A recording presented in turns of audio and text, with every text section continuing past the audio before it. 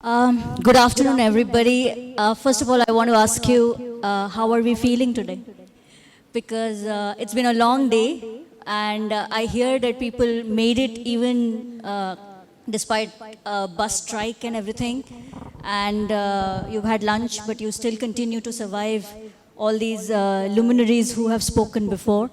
So I hope you feel ready for this last session. Hopefully last session, Biju, I hope. And so I hope you're ready. Can I get a yes? That's not big enough for me. A louder yes, please. Okay, thank you. So thank you very much, Biju, and the organizers for inviting me. It has been a wonderful journey for me, personally speaking. And yesterday, as we landed, as some of previous speakers have also mentioned, we were absolutely, I think, completely delighted by the way we were received and the warmth and hospitality of everyone here. So I look forward to this session and hopefully some questions. I would also request you to ask questions whenever you like. Please raise your hands because we have quite a few slides that we would like to cover. Please feel free and ask any question you would like. So, first of all, I again would like to ask you a question. Do you take yourself seriously? And that's a question, I don't know if there are mics anywhere, but do you take yourselves seriously? You can start the... You're restarting. No, that's fine, that's fine. I'm just doing the introduction right now. So, ma'am, here, do you take yourself seriously? Your thoughts, your... whatever, if you're researching or if you're... You do, of course. Okay, someone at the back. Do you take yourself seriously or do you think like, okay, you know, I am one among many, I don't know, I'm not confident enough to write, or... Someone, any brave people at the back? Anybody who wants to say something? Is it a yes? It's a no. I see a head there which kind of look like a no. Brave, yeah. Very brave to say no, yes. Yes. So, the great philosopher Diogenes, the story goes, it's a very old story. When Greece was conquered, the almighty, the powerful Alexander the Great, I mean, he was so powerful that he was called Alexander the Great. Like he had the name the Great added to his name. And everybody was aware that he was Alexander, and people parted ways when Alexander would come and everything. And he once was passing, when Greece was being conquered, he was passing a place. And he saw Diogenes somewhere. Now Diogenes was a philosopher. And he had heard of Diogenes. So he said, oh, the great Diogenes, I am, the powerful Alexander the Great. Is there anything that I can do for you? And Diogenes just looked at him and he said, yes, please stand out of my sunlight. Because you're right now, I'm taking I'm kind of sunbathing, and please can you step aside? You're blocking my sun. So I think that's the level of seriousness that Diogenes showed to his own thoughts and his own power in what he was wanting to talk about. He already knew that, it doesn't matter whether it is Alexander or whether someone else.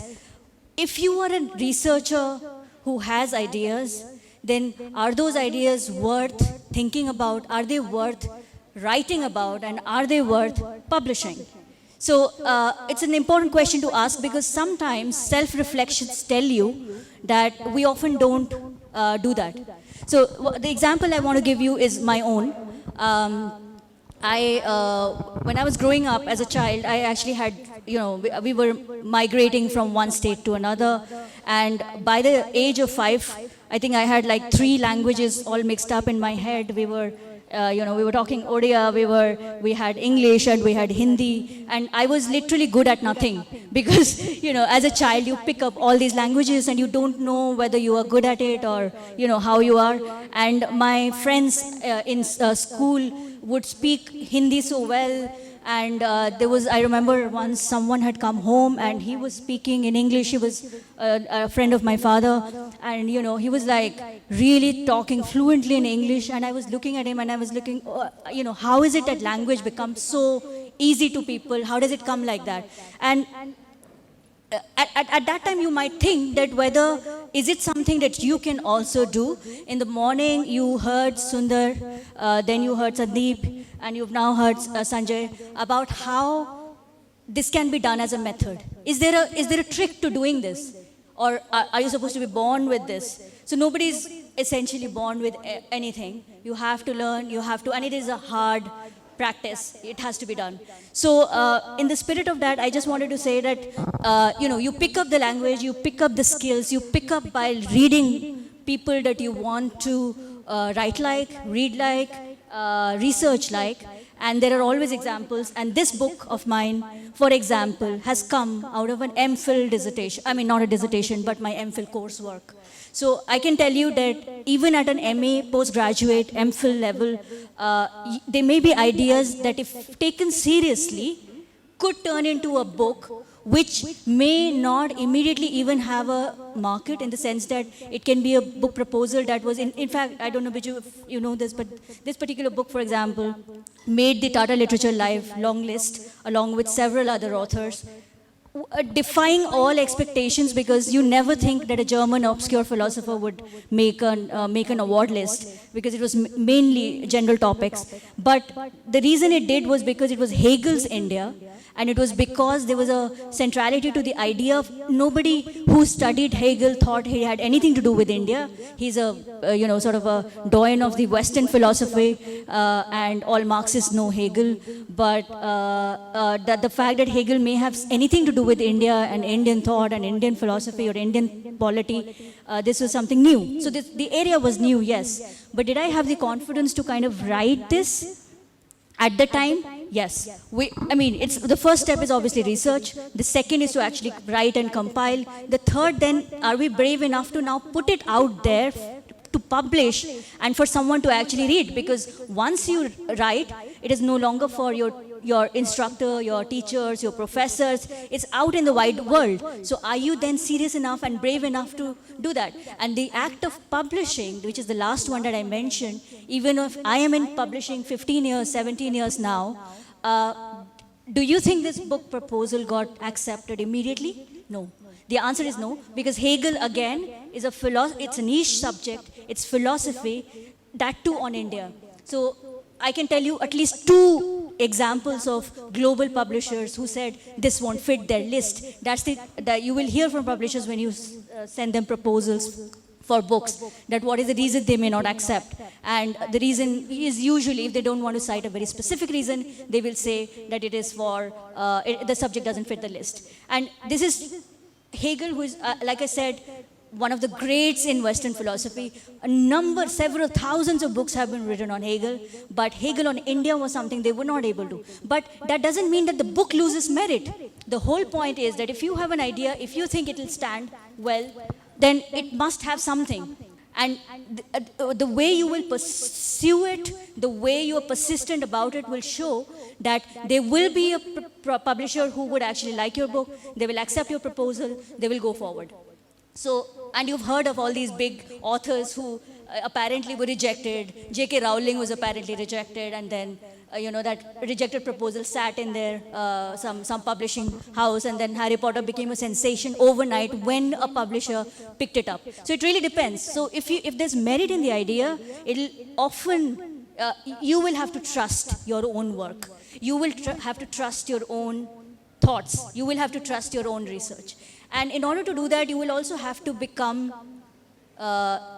serious and responsible towards whatever you do. And everyone said this before, there's no shortcut to it. There is a trick to it, yes. There is a method to it, yes. But there's no shortcut to it. It is long and it has to be done. And, but if you do it and if you do it right, you guaranteed that academic success will follow. But you have to show the patience and you have to do it. So if you just go back once, so what we are going to do is, yeah, go back a little, please. Yeah, go to slide number 1. I think this is the one, first slide. Yeah, first slide. Yeah, move to the next one. So, I don't know if there are any fans of Avengers here, the Marvel Avengers. But if there are, then I just want to tell you that going through this is going to be like becoming superheroes yourselves, since you've already showed up and you are already obviously committed to the research question and the publishing question. Let's bear through this, and please ask me any questions at any point. Now, Chinua Achebe was a Nigerian, the great Chinua Achebe was a great Nigerian novelist, won a lot of awards, and he had said, if you don't like someone's story, then you simply write your own. Now, this is easier said than done, because when he tried to write his story, one of his biggest successes, when he wrote, he actually wrote in handwritten manuscript form, and he sent it to a publisher elsewhere to be typed. Not a publisher, but they used to first type it and then they would send it to the publisher. The typist, knowing that it was Chinua Achebe, it was handwritten, it had come from an African country, they just didn't believe that it was going to be a novel worth pursuing, or even to type. A typist thought that it was. So they already made these judgments about what region it came from, what kind of. So what I'm trying to say is that there is a great prejudice and bias against a lot of Global South scholars. There is a politics of knowledge, there is a politics of economy, and you will see that happen over and over again. But what is the way to fight this? By doing what you do well and according to some normative standards. And the normative standards may not be important in themselves. I'm not saying what we will explain today or talk about today is good enough in itself. There's nothing like good in itself. But it's going to be prudent and practical for you to follow those so that you make a mark. Because there are clearly enough in academic writing and academic publishing, there are unstated rules. If you follow them, the chances of you succeeding are much higher than someone who wouldn't. So if there is a politics to Global South academic publishing, yes, acknowledge it. But if you equip yourself the same set of skills and the same set of strengths, then it becomes, it also makes you as powerful to fight any of these hegemonies and to fight any of those knowledge disparities. And you can do that by doing what others are already doing and doing it in your own way, give your own spin, give your own thoughts precedence over others, right? Move onward, please. Yeah. So usually when I say academic writing, that's the face I get. Everybody, you're like, okay, what is academic writing? I mean, you get into a state of panic and tiz and everything. Okay, move. So, most of you might be familiar with this. Are we? Can I have a show of hands? Are you familiar with this a little bit? Anybody who's familiar with this at all? Raise hands. Okay, so this is new for you. All right. So there are 7 features to what academic writing looks like. And what is it different from? It's different from, let's say, a poem, or a story, or a novel, or a short story, or a script, or a play, right? So it's different from all of that. So, and why is it different? Because it follows certain structures, it follows certain signs. One is it's critical. When it says it's critical, it doesn't mean it's negative. It just means there is thought. It engages with another perspective. It engages with other texts. It engages with other concepts, right? Second, it's objective, meaning while I am the author, I should take a backseat. My ideas and my concepts and what I'm seeing takes precedence. So that's objective. It's no longer subjective. In a poem, you can say, I'm feeling whatever, I'm doing this, I'm standing here, I'm walking around. Poem allows that. A journal article will not allow it because it's not about your subjectivity so much, but more about what is it you're wanting to say, what is it, the objectivity behind it, what are the concepts. Third, it's formal. By formal we mean, I wouldn't say it's too cold today, you know. Instead you will say it does not appear to be cold, or you know, slightly formalized language, where informal language will be in a letter, in an email, in a text message, in a Instagram DM or something. You can use informal language, but in a journal article, in a book chapter, you're supposed to write a little formally. It's formal in nature. Third, it's precise. So it has to have a precision element. Then next one is evidence. Now, Sanjay right now and many others before have told you that you cannot say things in vacuum. When you were trying to pressurize Sandeep into saying what will happen in 2024, he said, I don't have the data. He said that, right? That's because as an academic scholar, he cannot speculate. He will only give you information and assessment and analysis based on data. And that's why it's evidence. It is very, very evidence-centric. So whatever you argue, whatever you say, must be backed up by evidence. Finally, the next one is balanced. What does it mean by balanced? By balance, we mean that suppose there is a article on let's say Muslim representation in polity in Kerala.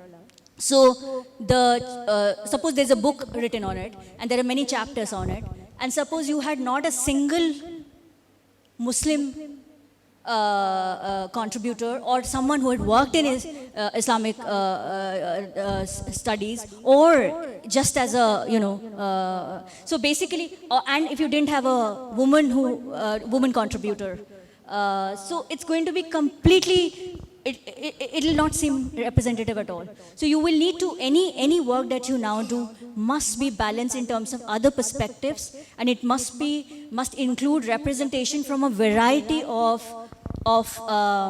not just regions but communities, and basically your information cannot just be from one sect or one type of thought. It has to be more rounded, and then finally it has structure. So it has structure because you cannot write any which way. As I said, play the rules of the game in order to win.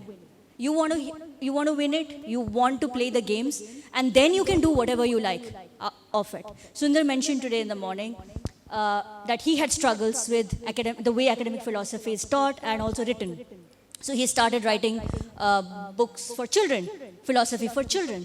So it's amazing, but he has been able to do, after a long journey of doing precisely the academic writing that needs to be done in order then to break away. So to give proof of concept in terms of, so the first question is, do you take yourself seriously? And the second is whether you want others to take yourself seriously. And how will you ensure that? It is through not just reading and thinking, but it is also expressing. It is also about publishing. If you are not in the world with your written words, nobody is going to know your inner thoughts. Nobody is going to know what you think about. You may be a very good thinker. You may have great ideas, but unless they're expressed somewhere and published somewhere, nobody would know. And that has been a major bane, I think, of a lot of South Asian scholars. A lot of Western scholars, you would see that even the minutest of things they write about. They'll write a book, they'll write an article, they'll write a review, and they're constantly prolific. Why? Because they want to make their thoughts count, they want to get ahead, and we don't do it because we think, okay, I have this great idea, but I don't know if I want to write about it, and we have too many hesitations. But we have to lose this, I think, as people, because we have to be able to take our own ideas seriously and to do the work that is needed for it, right? So what's the purpose? The purpose is to demonstrate learning, create new knowledge, or add to the discipline. That's the purpose of academic writing. Who is the audience? So when you begin doing your postgraduate or your PhDs, your main audience is your professors. So Biju, for example, might be your audience. So you're writing for him in a sense, in the sense that the supervisor will take a look at it and see if it's good, bad, whatever. When you are publishing, that is the stage after, then your audience becomes anybody in the academic community in your area. And similarly, what? So could it be an assessment? Is it a tutorial? Is it an exam? Or are you writing for publishing in an academic book or journal? Okay? Next one, please. So some of the questions that you need to ask now, I don't know how many of you have read the Metamorphosis by Kafka. It's one of my favorite, one of the most favorite stories that I like. And what I'm trying to show here is that in that story, the first line says that this guy wakes up in the morning and thinks that he has transformed into this giant bug, like an insect or a you know. So, but what I'm trying to show here is that I found this amazing cartoon here, which said that the bug head is going now to you know, a psychoanalyst, and he says, I dreamed I was Kafka. So it has reversed in the sense that, you know, what Kafka was thinking in that through his character, that he has turned into a bug. Here the bug is saying, I turned into Kafka. So the point I'm making here is that in order to write, you have to become the reader, not the writer. Of course you are the writer, but you have to play a double game here, because you want to be the reader to know what the reader expects from you. Is it going to be, so let's say, Biju, for example, your understanding of this, you've written several books by now. And let's say when you are, you know, you are in the same field, you are already innovating, you're thinking about things, and let's say after 2 years, 3 years, 4 years, you start to assume a lot of concepts. You know your field, you are great at it, but a newcomer, let's say you, read your book, and if you didn't explain things, or if you didn't contextualize things, he might find it hard to understand what you're talking about. Now, you wrote it from a point of view of knowledge, knowing that, of course, everybody knows this, but that assumption doesn't hold true for someone who's new into the field, right? So it's important to ask these questions before you even start your work. Who is the reader? Will the reader likely to know the amount of knowledge that I have gathered over these years? Will the reader need more context? Do I need to define a few things before I start onto my argument? Do I need to show more examples? And everything like that. Then what and why does the reader need to know? What does the writer need to say? Where will the material come from? When and how will it be written, organized, formatted, designed, printed? What is the deadline? As everybody knows, we work only on deadlines, right? I mean, I'm hoping that that's the case, because otherwise a new humanity will develop the day someone does not work to deadline. I think it's like a human civilization's greatest sort of trait, that we only work through deadlines. So what's the deadline? Is it tomorrow? Or is it like a week ahead? Is it a month ahead? Or is it, you know, so... And then finally, of course, the question of language. Are we native English speakers? Or are we not? And if we are not, then do we need extra processes in terms of getting to a certain shape, you know, that article or whatever we are writing, to make some extra work around fixing language or grammar or whatever else that we might need help with? Next one, please. Next one. So yeah, so we've already worked on this. It's academic in nature, all of academic writing. When we say it's academic in nature, it means it refers to a discipline, a subject like political science, for example, and it talks about those genre-based arguments, right? It's abstract, it's specialized, it's rigorous, it's evidence-based, referencing sources. There will always be referencing of sources, where it came from, why did you say this, who said it, you know, you cited some data, which book have you taken it from, that question. And finally, you have to take up a position. Now, it's extremely important as an academic, researcher, writer, publisher, for you to have a stance. Now, what's a stance? That you cannot obviously simply say that I'm going to read 1,000 books and I'm just going to summarize everything in my PhD or my dissertation or whatever I'm writing and showcase my knowledge. Literally nobody's interested in a summary of all the books that you've read. What anybody would want to know is, how is it that you are wanting to make a difference? What's new? about your way of thinking. The same books, but what is your approach? What's your treatment? So that newness will only come from when you're taking a stance. So take a position, and you have to argue it, right? Next, please. So, and it has to be done it can be done in 2 or 3 ways. How do you express a stance? Suppose you have a stance in something, you want to argue a case. You can say things like, it can therefore be argued that. You can simply say it like this. You can say, it can therefore be argued that, and you give your argument. You can also say, from the evidence, it is clear that X is a plausible interpretation. Or you can say, an analysis of the evidence above shows that. So these are some of the ways in which you can write.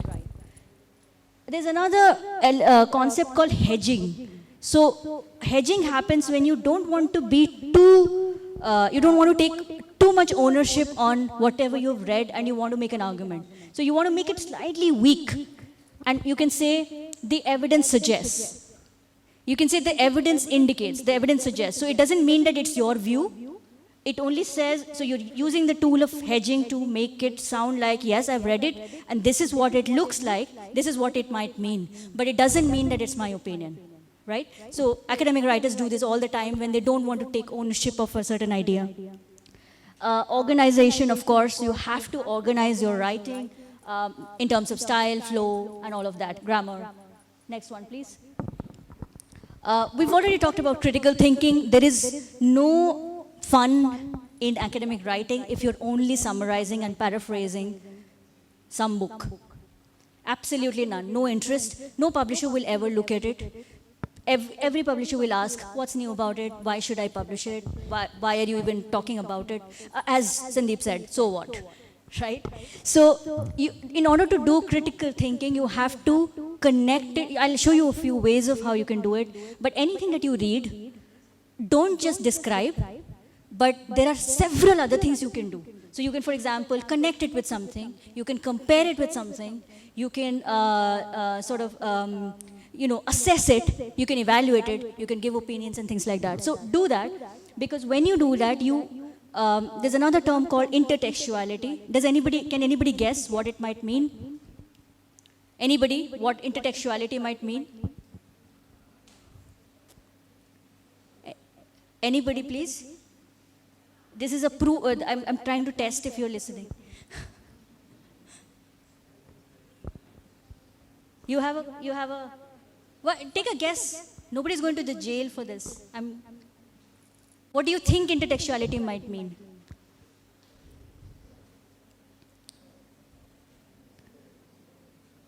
Nobody? Yes? Oh, perfect. I don't know if you Googled that, but amazing. You're great. Thank you for that. Really, really great. Yeah, please. All the applause. So it just simply means that you're referring in your own work to other texts. Right? Everybody got that? So when different texts talk to different texts, as in not text messages, text meaning books. So if different books talk to different books in your work, then that is intertextuality, right? So what it means is that the concepts in one book are echoed in another book, and you may have an opinion on one or the other. So academic writing is a network of other texts and network of other authors and other scholars in the field.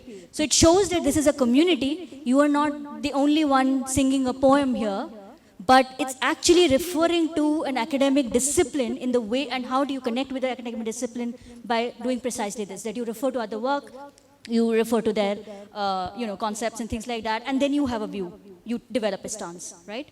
So it's important to have that. Then what I have written here is the ways you can show that you are critically engaging with a text.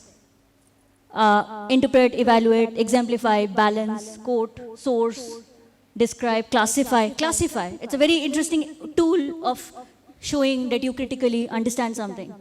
You can discuss, you can oppose, you can recommend. So there are various things to do, and you can play with various things. It doesn't just have to describe, summarize, and paraphrase, right? Because that's really the most boring way of doing it. You will get nothing new when you do that. But when you do these things, you will come up with new thoughts, new ideas, new ways of doing it. Next, please. So content accuracy is really important. Obviously, you cannot have fake research, false, unfounded statements, rhetoric, too much polemical stuff, too much volatile, provocative stuff without evidence. That will not be academic in nature. Academic content should have content accuracy. It should have a formal structure. It should be backed by strong research and balanced views. It should have a situation in the sense that when you start out arguing something, you have to situate it in a context. It's very important to give the context for something that you are writing about, because not everyone will understand that if you didn't give the context. You'll have to give some outcomes and conclusions. You might have some aims that you want to list out in the beginning. Ensure that you always have the latest works in that field you have referred to. So for example, if you're working on something today on your topic, don't miss any book that came out this year. Because whenever somebody reviews it, the first thing they will say is that this is not up to date. That means it does not refer to the newest work in the field. So you have to ensure that you have contemporary work. And of course, if it's, depending on what kind of discipline you're working on, it can have things like introduction, methods, results, finding, analysis, discussion, etc. Okay? Next. How do you do it? Of course, read. That's the first start. There is no, like I said, no shortcut to it. Reading other scholars and primary texts and secondary texts, everything that is available on your area, on your particular focused topic, you have to read. But reading is not enough. Like I said, you have to write, you have to outline, draft, plan, and write. And once you've written it, then you have to see whether it's ready to publish if you are wanting to take the next step. Okay? And the questions that you have to ask even when you're reading. So there is a thing of reading just for storing information. So you took out a book, you started its first page, second page, third page, and you just started to, that information just was like you were just a vessel and all that information was just being stored in that. That's not going to help you in reading properly in order to write. When you're reading, read critically. And that's important because we can read normally as well, without critically, without necessarily with critique. When you critically read, you ask yourself the question in your mind before you even start reading, and while you are reading it, you constantly talk about these things. That what is the substance or the gist of the topic? Where is the author taking it to? Why are they saying what they're saying? What are their political, technical, ideological compulsions. Where are they placing it historically? What is the context? And what can I contribute to this conversation? So keep that thought always at the back of your head whenever, even when you are reading it. Find a stance, even if you don't have to write it. By critically engaging, you might have to think, okay, what are the ways in which I agree or disagree with what the author is saying? Is it making sense? Because you're not just memorizing, right? You're not memorizing facts alone. You're trying to do a lot of things. And then you obviously think about the audience and purpose. Who is it you're writing for and why you're writing it? So depending on that, your style will change, your format will change and everything. So that you have to keep in mind. And finally, building a sustained argument on a research topic. Next. So what does a well-structured academic argument do? Very quickly, you can see all these. We've already talked. I'll give you a minute. This is Simone de Beauvoir at her desk. Look at the number of books she's surrounded herself with. So she's obviously reading, but not just reading. You have to critically read and then to come up with your own stance. So it's logical reasoning evidence. It presents a new view. It synthesizes some of the past work that has happened. It's not a mere summary of facts. Please remember this. Academic argument, a good academic argument cannot be a summary, right? It takes care of length and balance. It acknowledges other people's views, doesn't just make it about themselves. So balance, it shows, it doesn't rely too heavily on the notes, doesn't rely too heavily on reading material provided, but has, again, an original approach to it. And finally, it clearly cites sources from where ideas have been taken. That's part of academic ethics. Next one. In terms of format, we've talked about the content, how the content should look like in academic writing, but what does the format look like? The format, of course, you've heard about this, I'm guessing. Things like topic, what is the title? If it's going to be a journal article, how long should the title be? Are there abstracts there? Are there bibliographies there? Are the citation style done correctly? And these kinds of things are formal in nature, right? So this is to do with the format of the whatever you're writing, not really the content of it. What is the word count? Were you told to write in, let's say, 500 words and you instead have written 700 words? So will that be acceptable? Things like that. Then formatting. Have you put too many pictures taken from internet without taking permissions and copied them all in a Word doc? Is that going to, that's going to be not acceptable by any standard publisher. So what are the figures and illustrations like? And are there headings and subheadings? So the format, the structuring of what your article looks like or book looks like. Next. Of course, it doesn't matter who's adept in the language or not, how good you are in something, how brilliant you might be in a subject. Important thing is that everybody needs to copy, edit, and proofread their own work before they send it out forward. Because errors can creep in at any time, because these are, you've been working with it for a long, long time, and unless you do it, nobody else is going to do it for you. And the easiest way to do, and these days you have a lot of tools, you have online tools, you have various kinds of things to help you out. So it's not a heavy thing. It just means you are attentive and take care. And again, coming back to, do you take yourself seriously? If you take yourself seriously and your own work and your own thoughts, then you will take care that you take the extra step and make it error-free.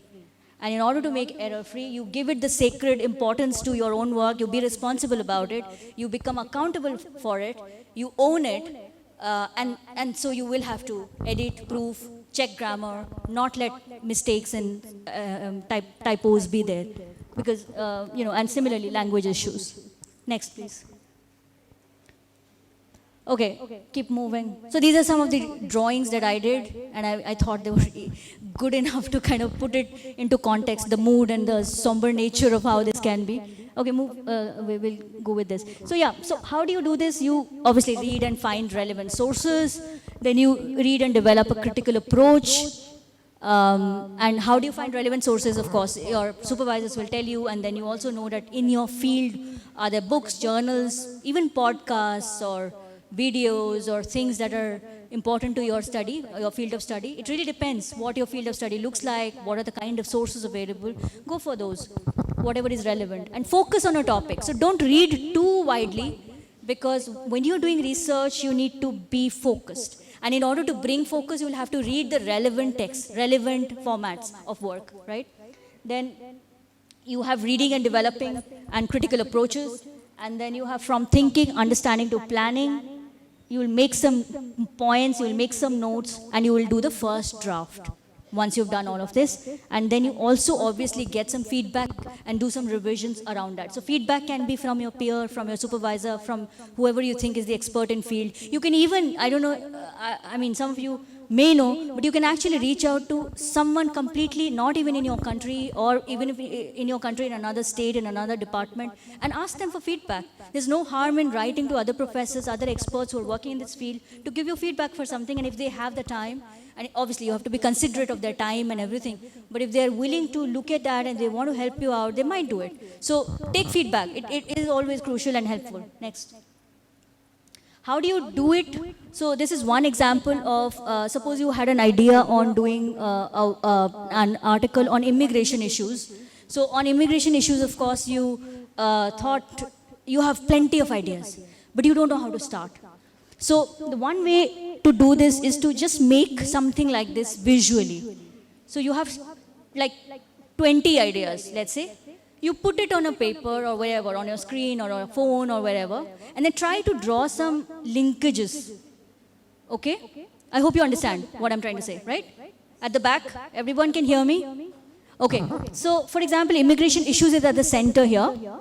And then we have economics, demographics, culture, and education on 4 sides. So these are the subheads, main subheads. And then around that, we have other things like, for example, with economics, for example, skills, or taxes, or so there can be smaller subheadings of ideas which you can then link to your main ideas. That gives you a visual representation of what your ideas look like, because otherwise it's confusing, it's too much, and you don't find the structure.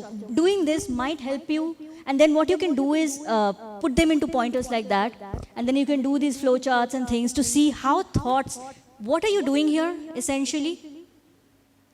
You're putting a visual, structural shape or a form to your intangible thoughts, because thoughts are intangible otherwise, right?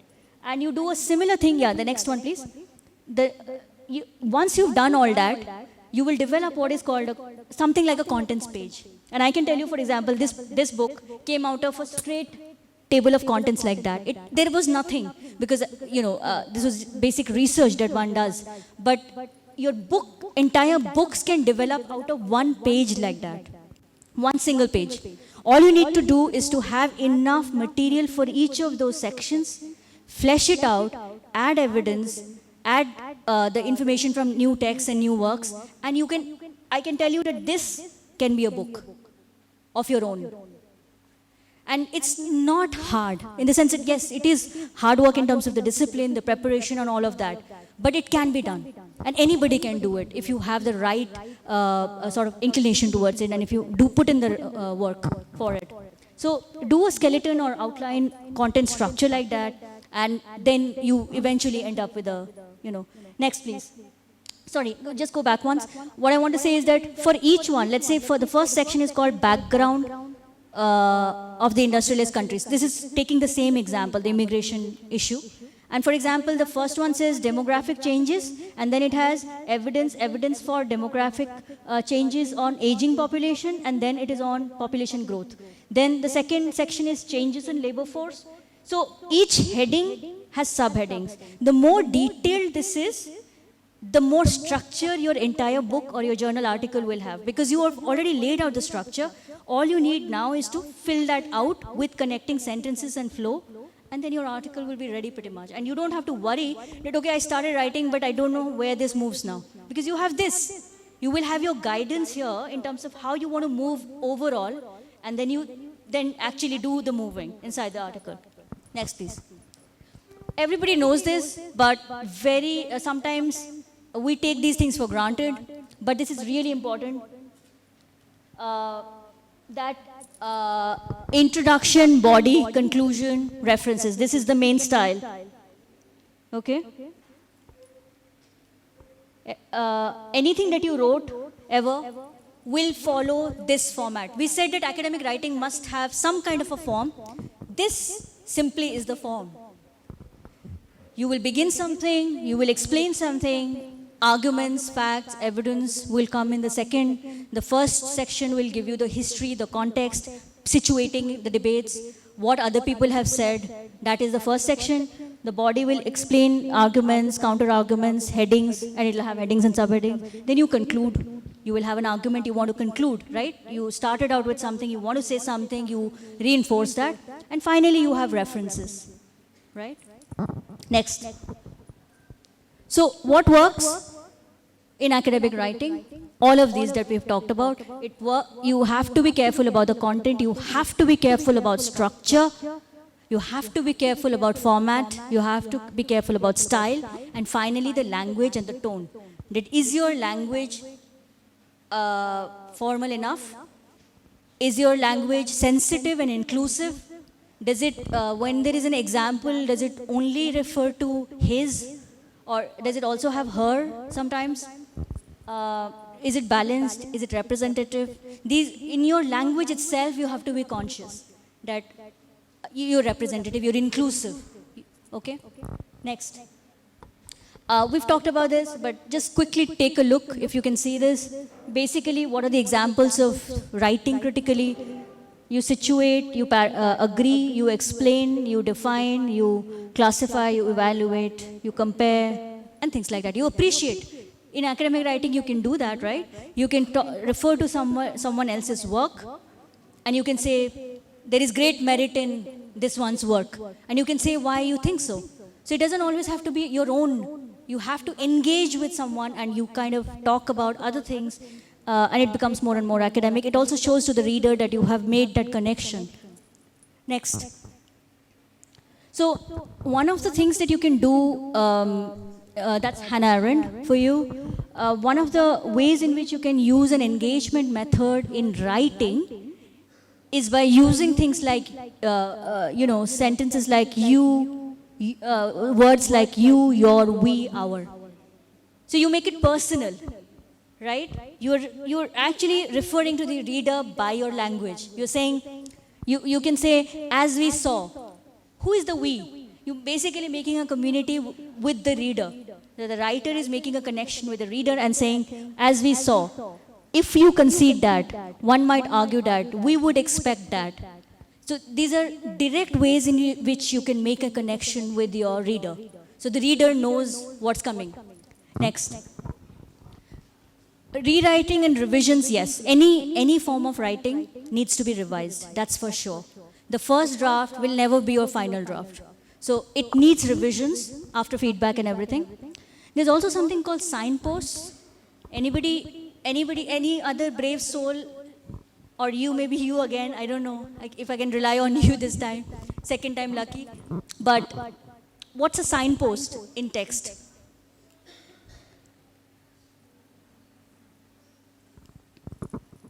Well, I've written it out there. The slide is right here, but I think you can't see it. So I have that advantage. So it's like, so we talk about intertextuality where books talk to books, right? That's how you're writing. But sometimes words can talk to words in the sense that you are writing and you've written 2 pages, let's say 2 pages or 3 pages of something. So your own words can refer to your own words in that previous section. Why is it a signpost? It's like a milestone, or it's like a flag, or it's like, hey, remember I said this before.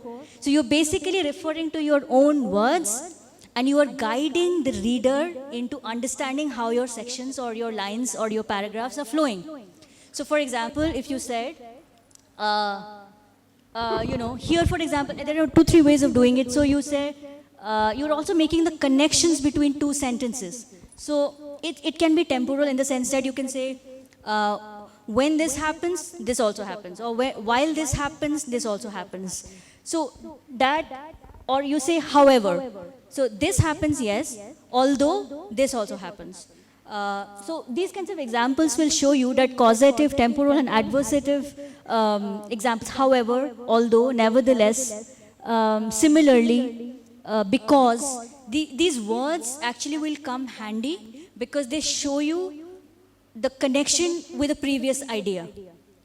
So the reader immediately knows that, okay, we had been arguing like this, but when you say however, they will stop. They'll be like, oh, okay, you were saying something, but however means that there's a disconnect to your thought, and it must mean that there is an opposing view that is to follow. So you're cognitively preparing the kind of reader by using these words. So using words is like using tools. It can mean things for people, right? So similarly, meta language is what you refer to signposts when you say in para 2. This is what we talked about. In the next section, I'm going to argue this. In the final section, I'm going to discuss this. When you give a roadmap to your article or your book or something, then the reader knows what is the route that you will follow. So think of it as like a GPS route that you are sharing with your reader, saying that, okay, I'm going to first take that stop, then I'll make a pit stop, somewhere, and then I'll go to the beach, and then I might go back to the biryani, Thalassery biryani, which by the way I have had yesterday. And finally, I will come back and do my, visiting the local shops, and then I will come back. So when you give this route to the reader knows what to expect and what happened in the past. They know how we have moved in that chapter or that article, and what, so that is what I mean by word referring to words. You're giving a direction to the same text that the reader is currently reading, okay? Directions there, so that's why a signpost. Editing and proofreading, and of course submission guidelines. So university might have its own rules on how to submit something, and a journal might have its own rules as to how you should submit your manuscript so that they get published. A book publisher might have their own rules on how you publish, right? So be careful about the guidelines. Next. Well, this we can move, we can skip. I think this is just some tips that on avoiding, the common mistakes that doctoral students make. So, but it's a great book. I just leave it for a second. For those who want to read it, it's a very interesting book by Umberto Eco, and he wrote a book called How to Write a Thesis. So the great master. He also wrote a very famous novel called The Name of Rose many years ago. And this book was translated only in 2015. So take a look. Very funny person. Next one, please. Next slide. Okay, so I think there is going to be a section on plagiarism and references tomorrow. So I'm not going to spend too much time. All I want to know, tell you, is that please attend that session. Since I'm not going to talk too much about it, but it's essential for you to know what plagiarism means. Most of you might know it, but it's essential in the academic world. It's a big, big taboo. It's a big issue in credibility as an academic researcher, writer, whatever you want to become. So please do not fall into that trap of copy-paste. It often comes from copy-pasting text, which is good as a handy tool when you are trying to copy things. But if you don't attribute it, if you don't give credit, if you don't acknowledge, if you don't add the source, it's literally like stealing someone's work. And it's seen very, very badly, okay? So basically what is plagiarism? It's identical, verbatim, or changed a few words or phrases, and you basically show it as your own idea, your own writing, your own words. And you're supposed to not do that. You're supposed to have your own way of writing it, your own way of crediting if you have taken somebody else's work. Okay, so next. How do you avoid it? You usually, in academic writing, there'll be, again, there's going to be, I think, a detailed section on referencing and citations. Again, I'm not going to spend too much time, but please attend those sessions. It's extremely crucial, again, that whatever citation style you follow, there are several that are accepted in standard academic world, but whatever you follow should be consistent. Whether it's APA, Chicago, Harvard, or MLA, follow it consistently across your work, and depending on what submission guidelines there are. Next. For those of you who want to look up more, go back. You can take this, there are two sites there. The Purdue Online Writing Lab, which gives you detailed instruction of how different citation styles are done. It's a very useful tool. And also WorldCat, right? The first one really has some good stuff. Next. This is how referencing looks like. Most of you have seen, I hope, the end of a book or end of a chapter or the end of a journal article, how references are done, basically author names. And so there's a particular style in which it is done, and that style cannot be changed. So if there is a year has to be mentioned. If there's a page number needs to be mentioned. If there's a title, subtitle, it all needs to follow an exact style depending on where you are writing for, okay? Next. Same thing. I think the only one thing that I want to talk about here is the quotation marks and ellipses. So if you're taking somebody else's work, be sure that you add quotation marks so everybody knows that it's been taken from some place. And if you are changing their words, in the sense that if you are cutting a little bit, if you're only using an extract, then add ellipsis. What is ellipsis? The 3 dots. Everybody knows 3 dots. So many times you will see there are 3 dots mentioned. 3 dots is really it really means that some text is missing from the original. Okay? Notes, footnotes or endnotes. Ideally, you should have one or the other so that it looks like your academic work has some substance built in. Captions and sources. So any table, any figure, any illustration, any map, anything that you take or use must have a caption as in it should describe what it is about, and also it should have the source, that where it was taken from. Plus, with source, you also have to take permission from whoever you took it from, that I'm going to use it in my writing, can I use it? So you have to also take permission. That's the third step. So that's the copyright figures, copyright permission.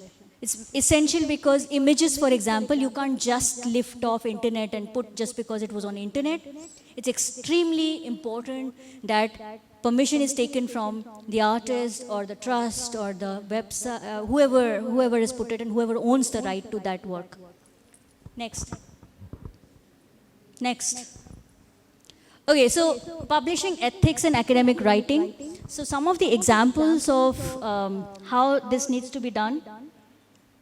What is publishing ethics?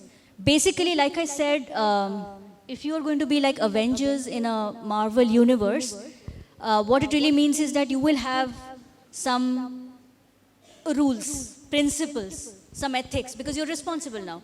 So, like they say, with great power comes great responsibility. So you are you are an academic writer, so you have now got this academic credentials, but you are also responsible now for your work. So what can you not do? Because there is going to be breach of academic conduct, as it were. And it will be seen as a breach of academic ethics if you didn't follow this. What are these? For example, you are from a particular pharmaceutical industry and you are writing a book on drug delivery or drug, something around that. And if you didn't inform that your affiliation is from a pharmaceutical industry, your research is compromised. Wherever you are going to publish, the first thing isn't going to be a conflict of interest that you belong to that pharmaceutical industry, you want to maybe talk about the drugs that industry wants to promote. So, affiliation, your own, where do you stand? Are you a professor in a university, or are you whoever? Are you a practitioner, are you a lawyer, are you an advocate? Similarly, authorship, who's written the book or a journal article? Are you the only one? Is someone else co-authored it? Do you have research backing from somewhere? Are there research teams who have done the statistics for you? You have to give credit to each author, whoever is involved in the work. And similarly, other things, citations, then review, designation of territories. Are you being accurate about territories that you are talking about? Are you being careful about research ethics and consent? So you took a photograph during a field trip and you didn't tell the person that you're going to use that photograph in your work. So that amounts to breach. You need to have explicit permission from in your field trips, so as basically, again, coming back to the same thing, you take yourself seriously, you take your thoughts seriously, you take the enterprise of publishing seriously. And because of that, anything that is in your work, you are accountable for. You can be asked a question around that. So be careful about anything that you take from anywhere, anything that you want to print or publish or co-author. Be extremely careful about consents, permissions, acknowledgements, credits. That's the short way for you to be safe in from the point of view of academic ethics. And things like that. Next. What are the kinds of things that may be under copyright and you might need permission? Even one line of a Bob Dylan song, the answer is blowing in the wind, for example. It's an often quoted line, but you can't write it in a journal article or a book unless you take permission. So it's better not to use it. Who are you going to ask Bob Dylan's, I don't know, or for that matter, Taylor Swift. Let's say there was a Taylor Swift song or a K-pop song that you really liked and the lyrics were amazing and you thought one of your thoughts was linked to that song, but you can't cite that song unless you take permission. That's the problem about publishing it. So you have to find a way to paraphrase it. Similarly, there are other things like images, lyrics, photographs, translations, letters, social media, snapshots, advertisements, trademark and logos, any of these. You can take a picture of this if you like, but it's available in most places. You will know what are the types of things that come under copyright. Next. So, I've said quite a few things. It's like Alexander might tell you Okay, what can I do for you? And Diogenes will say, please stand away from my sunlight, you're blocking the sunlight. So in theory, it sounds great. What academic writing is, how you want to publish, but what is the actuality of it? So how it's supposed to work is that, so this is a cartoon I took from PhD Comics. So how is it supposed to work? It's supposed to work like, okay, I activate my muscle, my thoughts come, you know, they're very, come handy, and you know, it transmits command, and then I execute the command, and I type something, and voila, I have like this amazing thought that has suddenly become a wonderful idea, right? I'm typing and I'm becoming. But how it usually works, I'm confused, and I have no motivation, and I hesitate and I panic, and that's the real world, right? Often this is the reality of what that process is like, and some of you, I think, agree with me that this is what we go through. So in theory, it looks very exciting, it looks like, oh wow, that's something. But in reality, this is how it often presents itself. So one of the ways to do it is that if we are conscious of what it might do, we have coping mechanisms of how we can get ahead. That we know this might feel like a low time, it might feel like a really distressing, demotivating time, but how do I make the best use of this? So, and we'll talk about that next. So I call it phronesis. I mean, I don't call it. Aristotle has this term called phronesis. It means life practice, wisdom, or life virtue. So not everything is about theoretical excellence.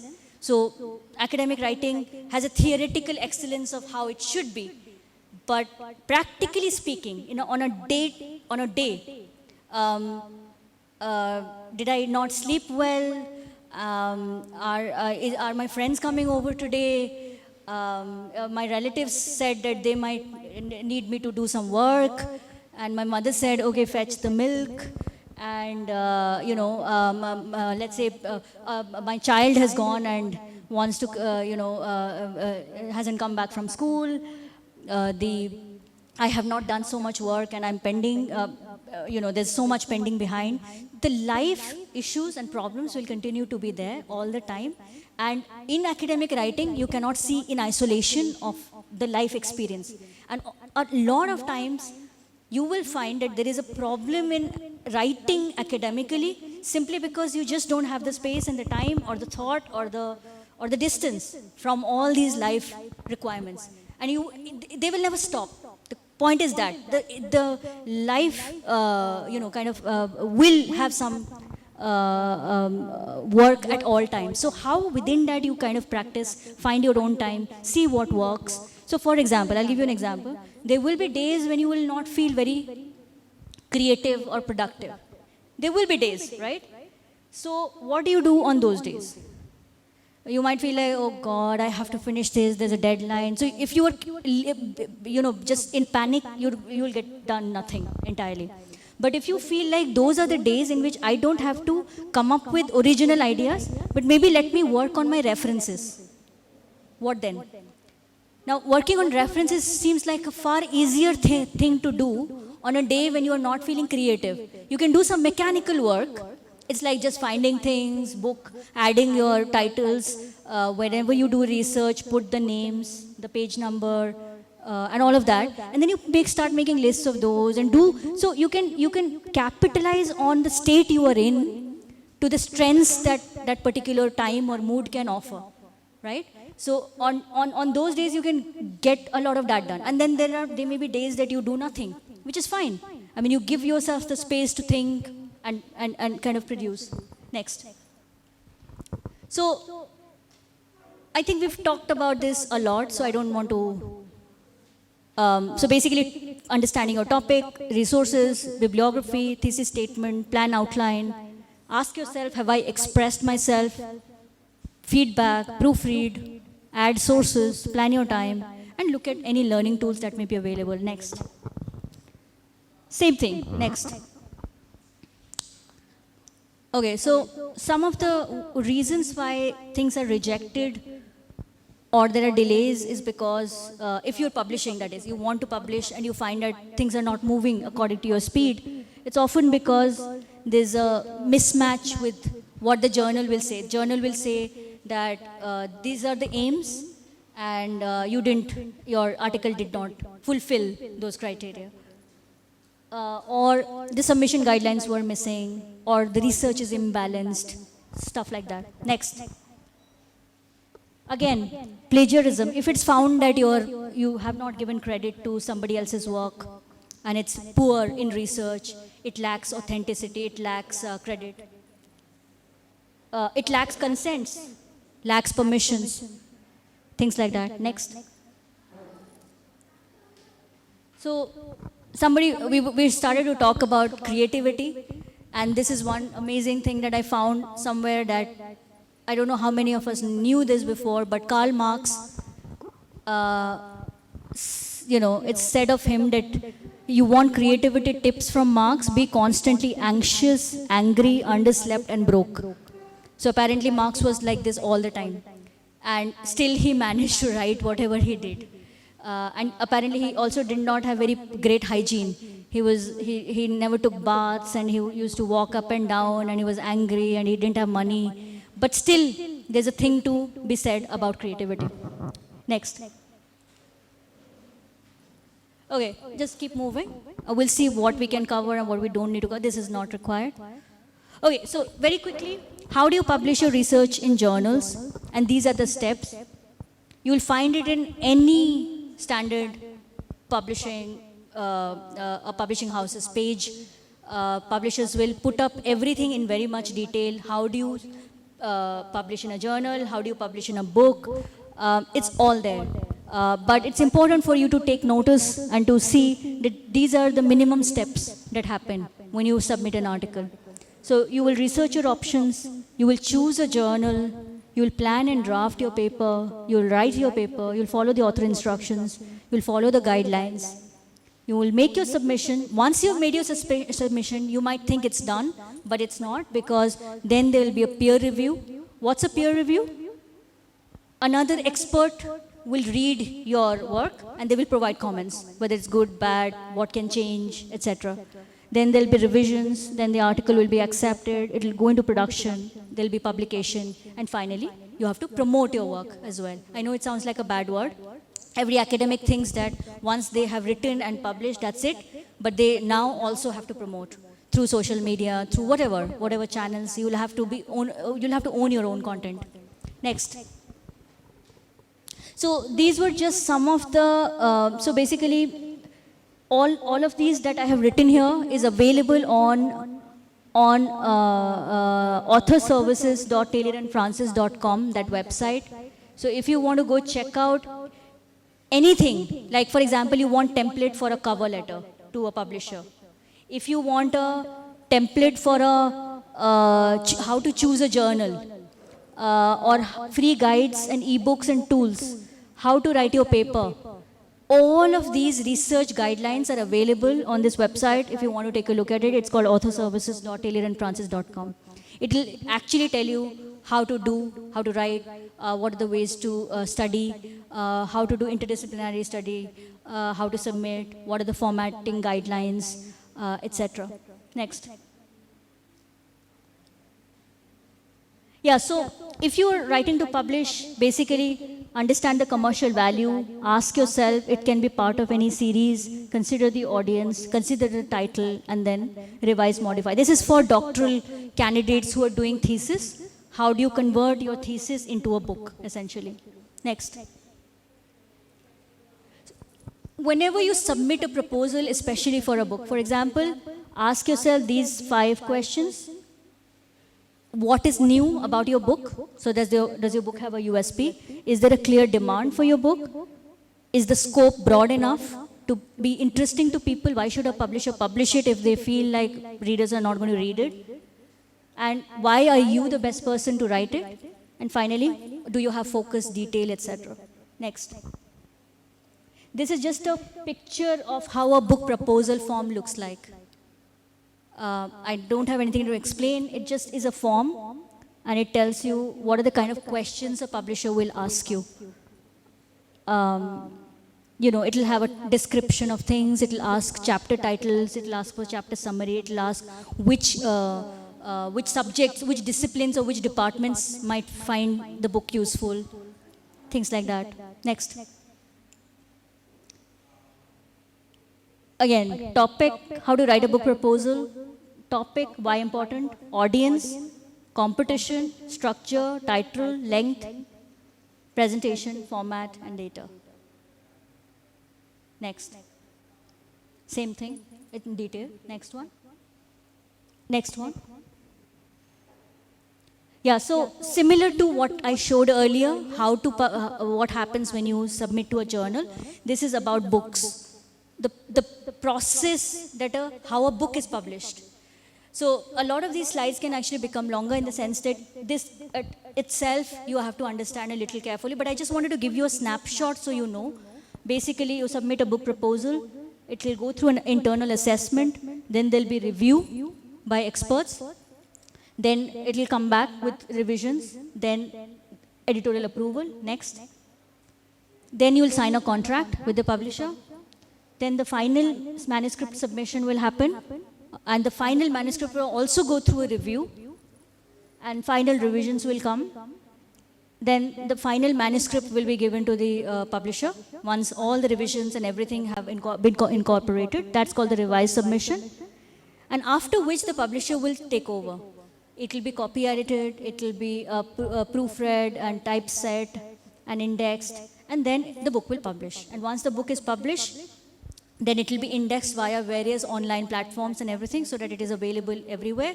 There's something called SEO and discoverability. So all your titles and the keywords, they will feed into Amazon and various other places so that it's available, discoverable. So anybody, any researcher wanting to, looking for a particular subject, when they search, they should find your book. So publisher will ensure that it happens by doing all the SEO and the discoverability job and the back end, metadata. Next. Yeah, we don't need to go through this right now. Next. Yeah, so when you're preparing anything for a publication, basically be careful that you have the preliminary pages, you have the front matter, you have the end matter, you have introduction, conclusion, references, and all the chapters. Obviously, permissions, artwork, sources, captions, abstracts, keywords. Next. And I think this is the final one. Is this the final slide? Yeah, that's so finally, like I've already mentioned, that you have to take ownership of your work even after it publishes. What it really means is that it needs to be out there in the world to be published once it's published. How do you do it? You might create a website for your work. You might create emails and newsletters for your work. You might have a social media handle, Twitter, Instagram, Facebook, and you might want to post about it. You might be part of LinkedIn or academia.edu or Google Scholar, and then you can talk about those. Usually, book authors also try to create an Amazon page so that they become visible, people can find them. You can go to conferences, have book launches for your book or your work or whatever it is, workshop and lectures. You can have reviews in media. You can have blogs, you can have testimonials, that's it. So these are the ways in which you can promote your work. So it's important for you to read, have an idea, write, publish, and then doing that final stage of disseminating that to the reader. And by doing it actively, you own your work and you kind of do it the best way possible. Last one, I think. Yeah, so Ernest Hemingway said, apparently he said, but I absolutely found no proof that he ever said this. But still, the quote goes that there's nothing to writing, all you do is sit down at a typewriter and bleed. I wish that were true. It's not true. Bleeding is not enough. You have to do all that I've said we do. And like I said, you have to treat yourself as a superhero. And you have to do the kinds of things that you do over a long time, hard work, patience, and all of it. And not only do you bleed, You have to write academically and also find success in publishing. And the last one, I think, is just that. Is that the end? That's the end. So that is where I leave you with. Don't just bleed. There's like a miles to go. So I hope this was useful. And sorry, I took a little extra of time, but thanks for your patience. And if there are any questions, happy to answer. Thank you. Thank you, ma'am. We want to express our heartfelt gratitude for your invaluable speech directly with our esteemed speaker. Your inquiries are valuable, so please feel free to raise your hands. Let's make this session interactive and insightful. Than the subject itself. Okay, my question is, I know that the editorial team was, the correcting duty is vested on the editorial team. But my question is, even the most experienced writers can make common errors that affect the quality and credibility of their work. In the crush of deadline, it is easy for mistakes to creep into our writing. How to adjust that? So, like I said, you have to read, write, and revise. That's the only way to go. It doesn't matter whether you are Karl Marx or whether you are I don't know your name, but okay. So I think any author, any writer of a journal article or a book article will need to not just, so when you're writing the first draft, don't limit yourself. Let yourself flow and write the way you want. Collect your sources, add the citations along with so that you don't forget later where you took material from.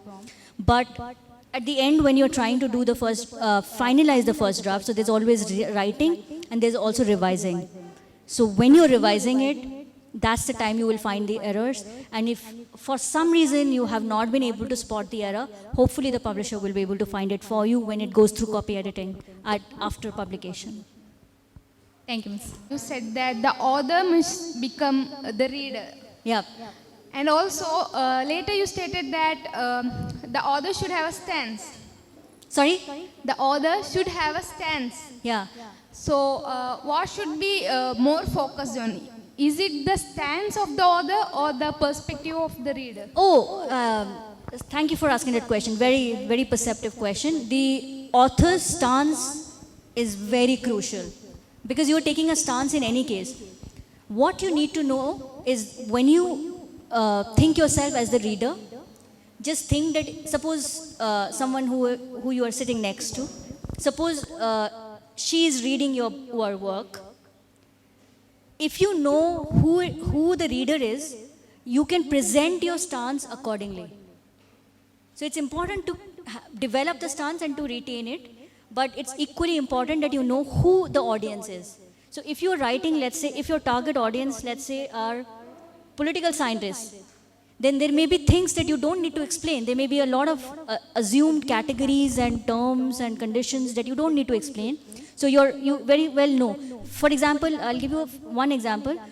In book publishing, for example, if you're writing a textbook, and if it is aimed at undergraduate students or if it is aimed at postgraduate students, you will write it in a different way than you would if it was not a textbook and if it was meant for a scholarly reference work only. So the style will, so it's not like stance is removed in either case. Author will have the stance, but by knowing that whether the reader, whoever I'm writing for, will the reader understand this, or whether I need to lay it out more clearly, whether I need to give a little bit more tips into understanding it, that's the only thing, by knowing your readership. Thank you. You have a question? Oh, wow.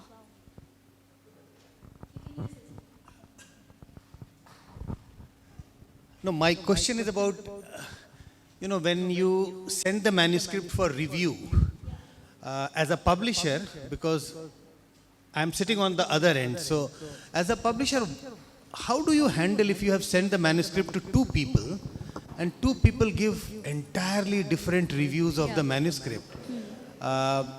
So how do you handle that? As an author, I get confused, and I had the experience on one book and a couple of articles. One article, at least, it was sent to three people. So one on the one extreme, other on the other extreme. The third one was in the middle. Okay. But a manuscript, which was completely rejected by one publisher, turned out to be a very good seller by other publishers. So, Very. as a publisher, how do you handle that? So it's a fair question, and it's not always easy, but we hope to our hopes that it will not always happen. That because it's sent out to at least 2 reviewers, one expects that there'll be some kind of a middle ground. But on the occasions that they're diametrically opposite, I can tell you that it happens rarely. It doesn't happen too many times. So usually there'll be a strong review and there might be a slightly milder or a weaker review, in which case you can always find a compromise in understanding whether it's worth doing that book. But if it is completely different, then usually a third reviewer is put in charge of making that decision. And also there's a bit of the internal decision to see how, because the review comments are also read by the editorial teams, to see from what angle they are coming from. And sometimes if it feels like it's extremely one-sided, or for some reason it doesn't give you enough reasons, then usually more people are involved. So I'm not saying that it is absolutely easy and simple a decision, but definitely a good question, and it's something worth, because after all, a peer review is also, it's a viewpoint. But academic work is based on peer review at this point. And so some of the open access platforms now, we have some open access platforms now, where these books, the reviews are also transparent. Earlier we used to have only blind reviews, but in open access the reviews can be read by anybody, and it can even, someone can also react to the reviews openly. So it's going in that direction somewhere. But yes, it's a hard act, definitely. Any questions at the back? I don't know if you, did any of you have any opinion on what was being said? Happy to get any comments. No questions? So you're all set to become authors tomorrow. I'm expecting proposals from each of you. You know it all, right? So let's hope we have at least 50, 60 books or journal articles from this community. And it'll be a wonderful way to do research, and how you connect with your research and how you think about thoughts. That itself. Are we done, you think? No more questions, right?